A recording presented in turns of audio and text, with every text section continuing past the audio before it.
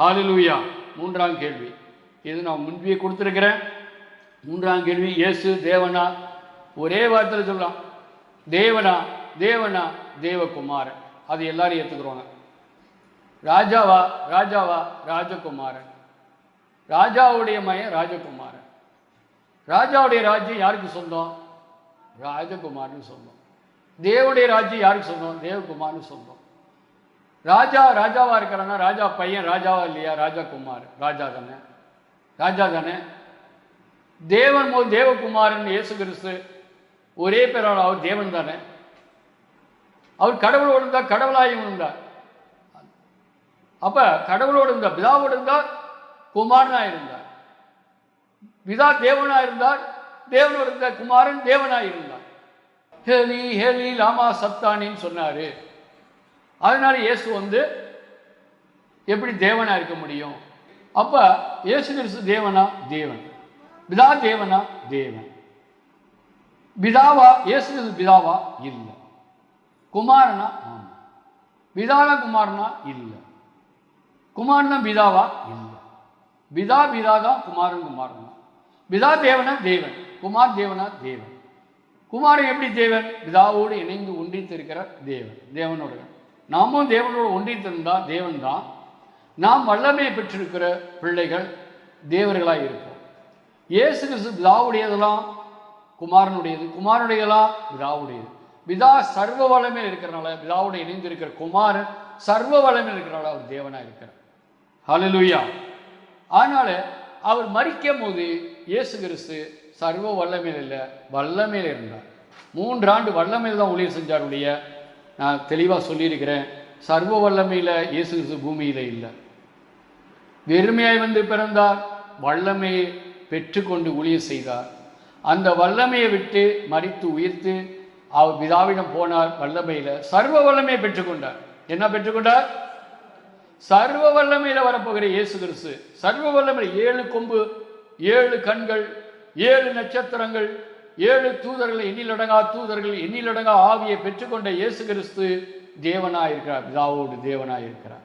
அவருடைய ஆவி பூமியில எங்கோ மனித உள்ளத்திலே வந்துட்டது. நானும் பிதாவும் உங்களோடு இருப்போம், நானும் பிதாவும் உங்களோடு இருப்போம். நிறைய வசனம் இருக்கும். நான் பல வசனங்களை உங்களுக்கு கொடுத்துருக்கிறேன். இந்த வசனத்தெல்லாம் நீங்கள் படிக்கும்போது தெரியும். யோவான் 8:58, யோவான் 8:58 அதற்கு இயேசு, ஆபிரகாம் உண்டாவதற்கு முன்னே நான் இருக்கிறேன் என்று மெய்யாகவே மெய்யாகவே உங்களுக்கு சொல்லுகிறேன் என்றார். இந்த உலகத்தில் ஒரு மனுஷனாவது நான் ஆபிரகாம் முன்னால் இருந்தேன்னு சொல்ல முடியுமா? சொன்னாங்களா? ஆண்டவர் இயேசு கிறிஸ்து மட்டும்தான் பிதாவோடு தேவனோடு தேவனாக இருந்ததுனால ஆபிரகாம் முன்னாலே இருக்கிறம்பா. ஏன்னா அவங்களுக்கு ஆபிரகாம் தான் முக்கியமானவர். அப்போ அதுக்கு முன்னால் அவங்களுக்கு யாராவது முக்கியமாக இருந்தால் அவர் பேரை சொல்லியிருப்பார். ஏன்னா ஆதாம் இருந்தாலும் கூட அவங்க ஆதாமை முக்கியத்துவப்படுத்தலை, ஆபிரகாமை தான் முக்கியத்துவப்படுத்திக்கிடுவாங்க. நாங்கள் ஆபிரகாம், உங்கள் ஆபிரகாமோட நான் முன்னால் இருந்தேன்னு சொன்னார். யார் முன்னால் இருக்க முடியும்? தேவனாக இருக்கிறவர், தேவனோடு தேவனாக இருக்கிறவர் மட்டும்தான் முன்னால் இருக்க முடியும். பிரைஸ் சொல்ல. அப்போ என்னை வணங்க சொன்னாரா அப்படின்னு கேட்பான். அப்போ யோவான் 5:22 சொல்கிறார். யோவான் நற்செய்தி 5:22 அன்றியும் பிதாவை கனம் பண்ணுகிறது போல எல்லாரும் குமாரனை கனம் பண்ணும்படிக்கு பிதாவானவர் தாமே ஒருவருக்கும் நியாய தீர்ப்பு செய்யாமல் நியாய தீர்ப்பு செய்யும் அதிகாரம் முழுவதையும் குமாரனுக்கு ஒப்பு கொடுத்திருக்கிறார். குமாரனை கனம் பண்ணாதவன் அவரை அனுப்பின பிதாவையும் கனம் பண்ணாதவனாய் இருக்கிறான். ஹல்லேலூயா. யூதர்கள் என்ன செய்யறாங்களா? பிதாவை கனம் பண்ணிக்கிறார்கள், வணங்குறாங்க, ஆராதிக்கிறாங்க. அப்படிதான் என்னையும் வணங்கணும் ஆராதிக்கணும் தெளிவா சொல்லிட்டாரு. என்ன வணங்கலன்னா நீ பிதாவை வணங்கலன்னு சொல்லிட்டாரு. குமாரனை கனம் பண்ணணும், குமாரனை வணங்கணும், புனவனும் ஆராதிக்கணும், குமாரன் தேவன் சொல்லிட்டார். அப்புறம் என்ன அதுக்கு இந்த வசனம் படிக்கலையா? தெரியலையா? அது அவங்களை சேர்ந்து. பிரைஸ் எல்லாம் இந்த வசனத்தை கொண்டு பேசுகிற அதிகமாய் இஸ்லாமியர்கள். இது மற்றவர்களோட இஸ்லாமியர் தான் இந்த வசனத்தை அதிகமாய் பேசுவார்கள். குமாரனை கனம் பண்ணாதவன் அவரை அனுப்பின பிதாவையும் கனம் பண்ணாதவனா இருக்கிறான். என் வசனத்தை கேட்டு என்னை அனுப்பினவரே விசுவசிக்கிறவனுக்கு நித்திய ஜீவன் உண்டு, அவன் ஆக்கினைக்கு தீர்க்கப்படாமல் மரணத்தை விட்டு நீங்கி ஜீவனுக்கு உட்பட்டிருப்பான் என்று மெய்யாகவே மெய்யாகவே உங்களுக்கு சொல்லுகிறேன். அந்த ஜீவனை என்ன விசுவசிச்சா உனக்கு ஜீவன் கிடைக்கும், இல்லைன்னா இல்லை. Price the lord. Hallelujah. Mark 14:62 அதற்கு இயேசு நான் அவர்தான் மனுஷகுமாரன் சர்வ வல்லவரின் வலது பாரசத்தில் வீட்டிருப்பதையும் வானத்தின் மேகங்கள் மேல் வருவதையும் நீங்கள் காண்பீர்கள் என்றார். சர்வ வல்ல பிதா அவர் பக்கத்தில் உட்கார்ந்துருப்பேன், ஞாபகம் வச்சுக்க, அவரோட வருவேன். அவருடைய அரியணையில் அவர் வலப்பக்கம் உட்காந்துருக்கு. தேவனா தேவன் இல்லையா? குமாரன் தேவனா தேவனா? தேவனா இருக்காம சர்வ வல்லமையில் அந்த அரியணையில் அமர முடியாது. அமர்றதுக்கு பாக்கியம் இயேசு கிறிஸ்து ஒருவருக்கு தான் இருக்கு. பிரைஸ் தி லார்ட், ஹல்லேலூயா. பிதாவின் வலப்புறம். அப்போ மத்தேயு 16:27, மத்தேயு 16:27 மனுஷகுமாரன் தம்முடைய பிதாவின் மகிமை பொருந்தினராய் தம்முடைய தூதரோடு வருவார். அப்போது அவனவன் கிரியை தக்கதாக அவனுக்கு பலன் அளிப்பார். மனுஷகுமார் தம்முடைய பிதாவின் மகிமை பொருந்தினராய், பிதாவின் மகிமை, பிதா எப்படி இருக்கிறாரோ அப்படியே குமாரன் வருவான். சர்வ வல்லமையில வருவேன்.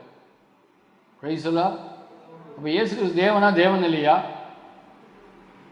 அப்போ இயேசு கிறிஸ்து வணங்கணுமா வணங்கக்கூடாதா? ஆராதிக்கணுமா ஆராதிக்கக்கூடாதா? இயேசு ஆராதிக்கலாம், அது பிதாவை ஆராதிக்க முடியாது. இயேசு வழியாக தான் பிதாவிட்ட போக முடியும். பிதா தேவனா பிதா தேவன், குமாரன் தேவனா குமாரன் தேவன். அதனால பிதாவை தானே ஆவியில் உண்மையிலும் சொல்லுது சொன்னாரு. தான் என்ன வணங்குன்னு சொல்லலையே. உடனே அவருக்கு புரியாதவங்களுக்கு போய் நான் தான் கடவுளை நீ வணங்குன்னு சொல்ல மாட்டேன், புரிய வைக்கிறார். அப்போஸ்தலர் முதல் புரிய வைக்கிறார். அப்போஸ்தலர் புரிய வச்சு அதன் வழியாக அவர் சொல்ல விரும்புகிறார். Price the Lord. அப்போ இங்கே சொல்றார் யோவான் 1:1, யோவான் 1:1 ஆதியிலே வார்த்தை இருந்தது, அந்த வார்த்தை தேவன் இருந்தது, அந்த வார்த்தை தேவனாக இருந்தது. நான் வார்த்தையான தேவன். ஆதியிலே எப்படி இருந்தாரா? ரூபத்தில் இல்லை, மாம்சத்தில் இல்லை. அவர் அக்கினி ஜீவ வார்த்தையாக இருந்தார். அக்கினி ஜீவ வார்த்தை. அது புறப்பட்டு போய் வெறுமையாய் திரும்பாது. அது எங்கும் புறப்பட்டு போய் வெறுமையாய் திரும்பாது. தேவனுடைய வாயின் வார்த்தையிலிருந்து, பிதாவுடைய வாயின் வார்த்தையிலிருந்து பிறந்து போகிற குமாரனுடைய ஜீவன் போய் புறப்பட்டு போய் அந்த வார்த்தை வெறுமையாய் திரும்பாது. விண்ணையும் மண்ணையும் உண்டாக்கி கொண்டு வருமா. அவரை கொண்டு படைத்தார், அவருக்காக படைத்தார். பிதா யாரை கொண்டு படைத்தாரா? வார்த்தையை கொண்டு படைத்தார். ஏன் நமக்கு ஆத்மா இருக்கு? வார்த்தை இருக்கிறாள் தான். நீங்கள் வார்த்தை பேசுகிறவங்க தான் ஆத்மா இருக்குது. நாய்க்கு பூனைக்கும் ஆத்மா இல்லை. எப்போ பேசிச்சோ மனுஷன் மாதிரி பேசிக்கொண்டே இருந்துச்சுன்னா அதுக்கு ஆத்மா இருக்குது. ஆத்மா இருக்கிறனால தான் ஜீவ வார்த்தை, அந்த வார்த்தையான தேவன் நம்மில் இருக்கிறார். உலகமோ அவரை ஏற்றுக்கொள்ளவில்லை. அவர் தமக்குடையோடு வந்தார், இந்த உடலை ஏற்றுக்கொள்ளலை. ஆனால் வார்த்தையை பெற்றிருக்க அந்த வார்த்தை ஆத்மாவாக இருக்குது. பிதாவுடைய சாயலையும் குமாரனுடைய ஜீவன்லையும் இருக்குது. இருந்தாலும் அது உயிர் பெறாமல் இருக்குது, செத்துவே இருக்குது. அதை மீண்டும் வல்லமை ஆவியால் நிரப்பி உயிர்ப்பிக்கிறார், வல்லமையை கொடுக்கிறார். பிரைஸ் தி லார்ட், ஹல்லேலூயா. நாம் பேசுகிற தகுதியை கொடுத்துருக்காரு. அதனால வாயை லோன்னு பேசிக்கிட்டு இருக்கோம். துதிச்சுக்கிட்டு இருக்கா துதிக்காது. ஆண்டரை பற்றி யார்ட்டையாவது சொல்லிட்டு போமா இருக்காது. எவனை பற்றியாவது அவனை பற்றியாவது சொல்லிக்கிட்டே இருப்போம். ஆமாம், பிரைஸ் தி லார்ட். அப்போ யோவான் 17:23 சொல்கிறாரு, ஒருமைப்பாட்டில் அவர்கள் தேறினவர்களாய் இருக்கும்படிக்கு என்னை நீர் அனுப்பினதையும் நீர் என்னில் அன்பாக இருக்கிறது போல அவர்கள் அன்பாக இருக்கிறதையும் உலகம் அறியும்படிக்கு நான் அவர்களும் நீர் என்னில் இருக்கும்படி வேண்டிக் கொள்கிறேன். நம்மளை யார் இருக்க முடியுமா? இந்த உலகத்தில் 800 கோடி பேர் இருந்தாலும் யார் நம்ம உள்ளே இருக்க முடியுமா? இயேசு தான் இருக்க முடியும். பிதா வர முடியாது. இயேசு யாருக்குள்ள வந்தாரோ அவருக்குள்ள தான் பிதா வர முடியும். வருவார், வர முடியல, வருவார். ஏன்னா அவ்வளோ பரிசுத்தம். அப்போ இயேசு எல்லாருக்குள்ளையும் வரணும். அப்புறம் தேவனா தேவன் இல்லையா? பிதா தேவனு கடவுள், எல்லாருக்குள்ளேயும் வர்றவர் தேவன். மாதா எல்லாருக்குள்ளேயும் வர முடியாது. புனிதர்கள் எல்லாத்தையும் வர முடியாது. அவங்களுக்கு காது இங்கேருந்து நீங்கள் என்ன பேசணும் கேட்காது. அவங்க ஒரு இடத்துல இருக்காங்க. இயேசு கிறிஸ்து தான் எல்லா உள்ளத்துக்கும் போக முடியும். யோவான் 14:23, யோவான் 14:23 இயேசு அவனுக்கு பிரதியுத்தரமாக, ஒருவன் என்னில் அன்பாயிருந்தால் அவன் என் வசனத்தை கைக்கொள்வான், அவனின் பிதா அன்பாயிருப்பார், நாங்கள் அவனிடத்தில் வந்து அவனோடு வாசம் பண்ணுவோம்.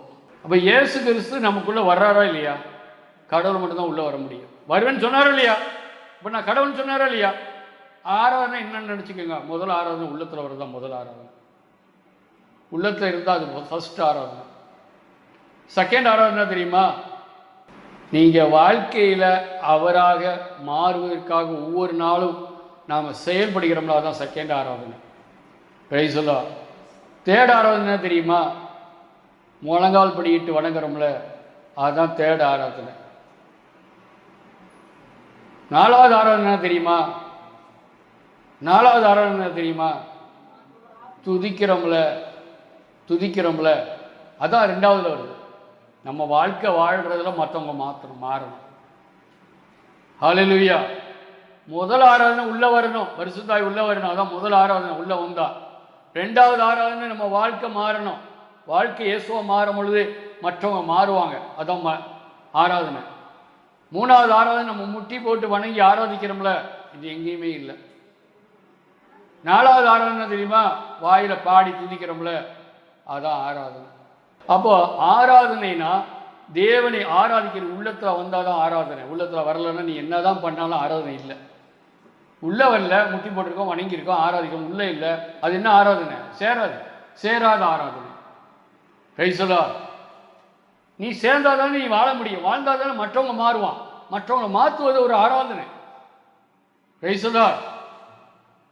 அப்புறம் பரலோகத்தில் செய்யப்படுறத பூமியில் செய்யப்பட வணங்கி ஆராதிக்கிறாங்க. ஹல்லேலூயா. அது வணக்கி ஆராதிக்கிறது. நாலாவது நின்றுக்கிட்டு பாடிக்கிட்டு ஆராதிக்கிறது. இப்போ எந்த ஆராதனை இருக்கு? சபையில் நாலாவது ஆராதனை தான் இருக்கு. மூணாவது ஆராதனை கூட இல்லை. அப்புறம் ரெண்டாவது இருக்குமா முதல்ல இருக்குமான்னு தெரியல. அதான் இருந்தால் நல்லது. யோவான் 10:30 நானும் பிதாவும் ஒன்றாக இருக்கிறோம்.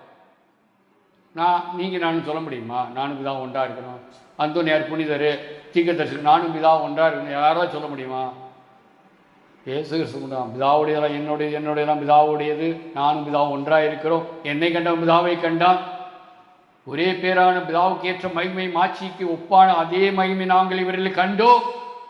யோவான் 1:14 பிதாவுக்கு ஏற்றபடியே மாட்சி மகிமைக்கு ஏற்றபடியே குமாரன் இருக்கிறான்னு சொன்னாங்க. இயேசு கிறிஸ்து ஒரே ஒரு வார்த்தை மட்டும் சொல்ல மாட்டாரு, ஞாபகம், நான் பிதான்னு சொல்ல மாட்டார். அது ஒண்ணுதான் சொல்ல மாட்டார், மற்ற எல்லாம் சொல்லுவார். பிதா தேவனா? அவர் தேவன். ஆண்டவரும் தேவனுமாகிய நான். அதான் தோமா சொன்னார், நீரே ஆண்டவர் தேவன். தேவனும் ஆண்டவரும் இவர் தான். ஆனா பிதான்னு சொல்ல மாட்டார். ஏன்னா பிதா இருக்கிறார், என்னிலும் பெரியவர். பூமியிலே இயேசு நாமத்தை தவிர வேறு ஒரு நாமம் இல்லை. நான் பிதாவை டைரக்டா கும்பிடுறேன்னா முடியாது. ஏன் முடியாதுன்னா பிதா பரிசுத்தம், மனுஷன் பாவி. பாவமும் பரிசுத்தமும் எப்படி சேரும்? பால் உப்பு சேருமா? யாராவது பாலையும் உப்பையும் சேர்த்து போட்டு காய்ச்சிடுவீங்களா? ஆகுமா?